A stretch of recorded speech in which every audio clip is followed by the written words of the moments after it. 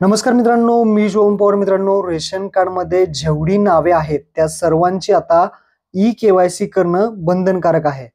Ration दुकानदारांनी आपल्या ग्राहकांची केवायसी कशा पद्धतीने करायची आहे, ए टू झेड व्हिडिओ तुम्हाला लाईव्ह केवायसी करून दाखवणार आहे.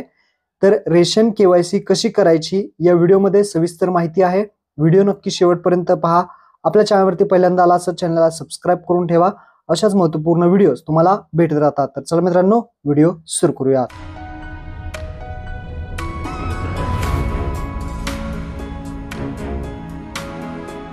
पॉज मशीन चालू करून तुम्हाला तिसरा आधार सर्व्हिसेस या ऑप्शनवरती क्लिक करायचं आहे. त्यानंतर 2 नंबरचा ऑप्शन आहे बेनिफिशियरी व्हेरीफाय, या ऑप्शनवरती क्लिक करायचं आहे. त्यानंतर तुम्हाला कार्ड नंबर आणि आधार नंबर ऑप्शन दिसतील. वरती आधार नंबरचा ऑप्शन आहे त्यावरती टिक करायची आहे. आता खाली बॉक्समध्ये तुम्हाला कस्टमरचा आधार नंबर टाकायचा आहे आणि त्यानंतर ओकेचा ऑप्शन दिसेल, ओके बटनावरती क्लिक करायचं आहे. कस्टमरचा आधार नंबर टाकून ओके केल्यानंतर कस्टमरच्या रेशनमध्ये जेवढी नावे आहेत ती सर्व दाखवली जातील आणि राईट साईडला स्वॅप केल्यानंतर केवायसी झालेली आहे का नाही त्याचा स्टेटस पाहू शकता. नॉट व्हेरीफाईड दाखवते म्हणजे केवायसी झालेली नाही. केवायसी करण्यासाठी ज्या व्यक्तीची केवायसी करतायत त्या व्यक्तीचं नाव इथे सिलेक्ट करायचं आहे.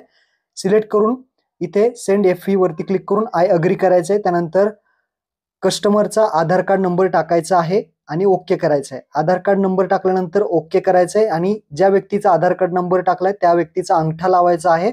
अंगठा लावल्यानंतर इथे आपली केवायसी होणार आहे.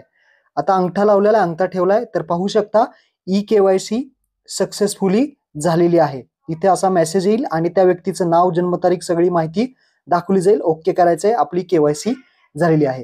केवायसी झालेली आहे का नाही पाहण्यासाठी तुम्ही इथे पाहू शकता राईट साईडला स्वॅप करायचं आहे.